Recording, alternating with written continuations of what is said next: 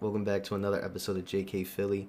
We hope you enjoyed the video. If you don't mind dropping a subscription and a follow to the channel, we greatly appreciate it. Let's get into it. What's going on, y'all? It's another episode of JK Philly. Just to quickly talk about what's going on in the sports world. Obviously, we had our Eagles game last night. We won 41-7. A really good game. Obviously, if you watched our episode last week, me and Kev were talking about, obviously with Jalen Hurts going down, how Kenny Pickett was really going to insert himself into the offense. Yeah, I would say he did pretty well, right? Against a Cowboys team that isn't so great as of right now. Obviously, kind of hard to get something going with only 7 points on the board. So that's a real testament to our defense, of course, which is one of the best in the league. And then, of course, just the Eagles just being a better team than the Cowboys. There's the rivalry there, so, another good dub for us.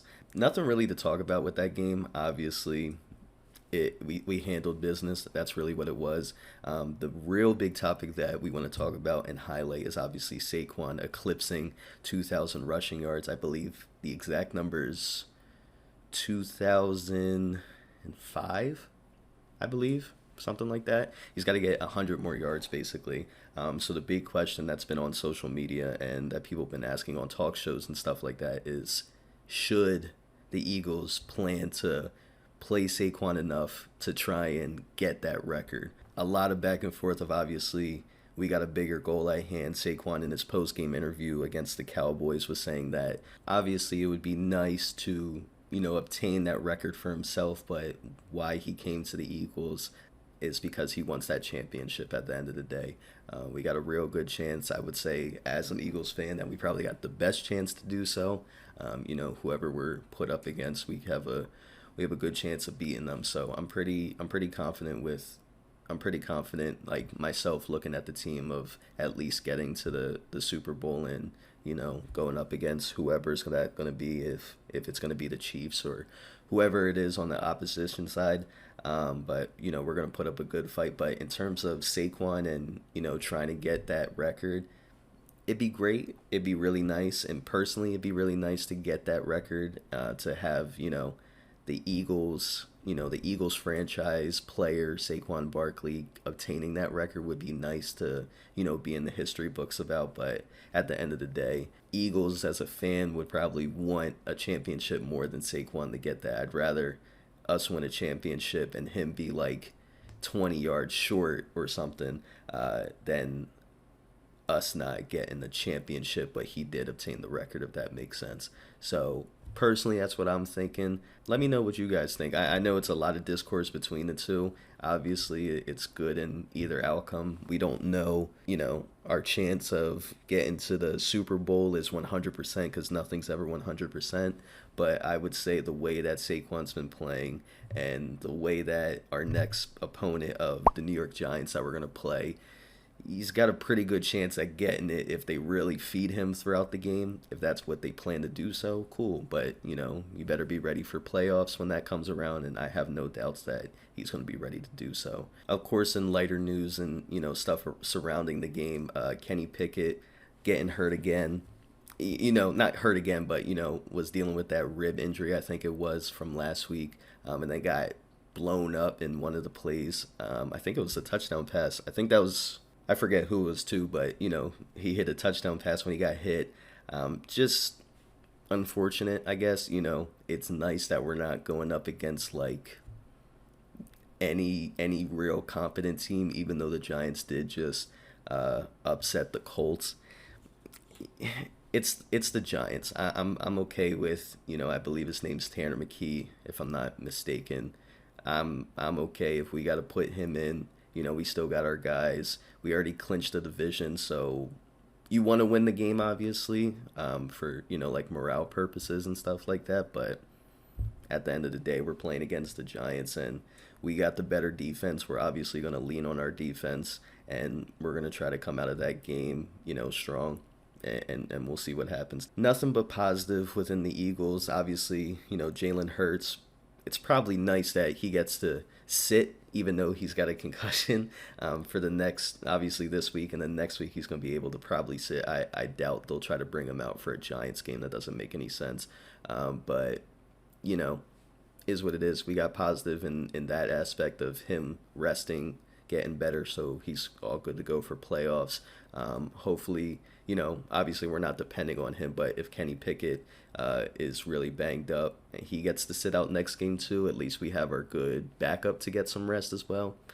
So really, you know, oh god, any wood around me other than probably my table, but knock on wood, you know, we have a okay smooth game next week. Pull out the guys when we can, and then just, you know, let our bench go ahead and do whatever they need to do to secure that win.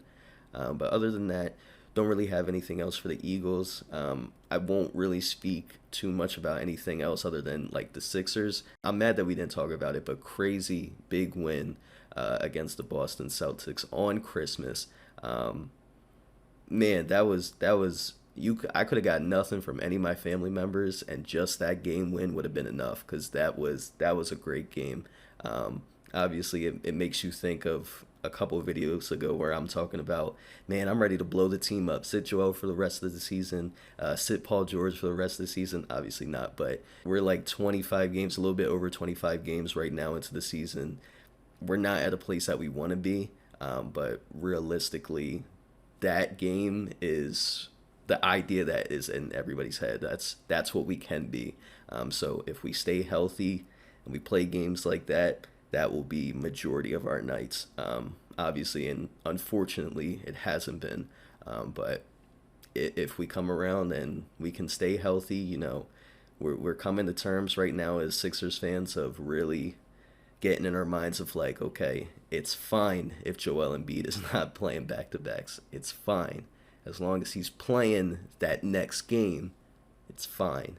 You know, so you see the type of star that he is. He's one of the best in the league, if not the best in the league when healthy. So if he can show that and perform in the games that he needs to, if we have playoff aspirations or, you know, playoff hopes, and we can get to the playoffs, or even if we have to get to the play in, and we're healthy is what I mean. I don't really see anything. I go back to like our very first video talking about the Sixers of like, man, we should at least get to the Eastern Conference Finals this year if we're healthy like that. And especially, you know, if we're gonna have series like that against the Celtics, like we should be we should be pretty unstoppable when it comes to situations like that. Obviously, Celtics didn't shoot too well in that game.